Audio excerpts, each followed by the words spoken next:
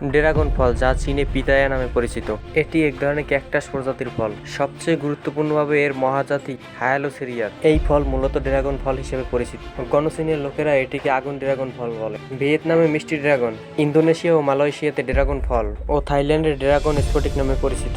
এই ড্রাগন ফলটি অধিক রঙের হয়ে থাকে, তবে লাল রঙের ড্রাগন ফল বেশি পাওয়া যায়। ড্রাগন ফলের চাষ হয় দক্ষিণ এশিয়া, মার্কিন যুক্তরাষ্ট্র, ক্যারিবিয়ান, অস্ট্রেলিয়া, মেসো আমেরিকা এবং বিশ্বের গ্রীষ্মমণ্ডলীয় এবং উপকূলীয় অঞ্চলে। ড্রাগন ফলটি বিদেশি হলেও এদেশে বাণিজ্যিকভাবে চাষ করা হয়।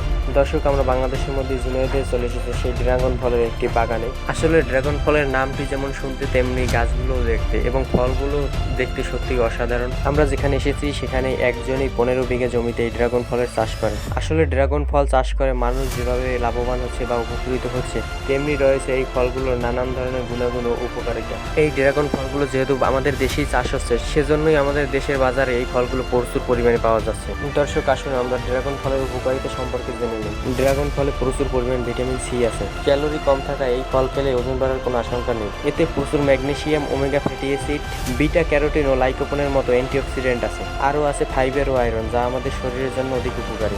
ড্রাগন ফলে প্রচুর আঁশ থাকে, এতে রক্তের চর্বি কমায়, হজমে সাহায্য করে, হৃৎপিণ্ডের সুস্বাস্থ্যের জন্য ভালো। কোষ্ঠকাঠিন্য দূর করার পাশাপাশি ডায়াবেটিক্সও নিয়ন্ত্রণ করে। এতে লাইকোপেন থাকায় ক্যান্সার প্রতিরোধকারী সাহায্য করে।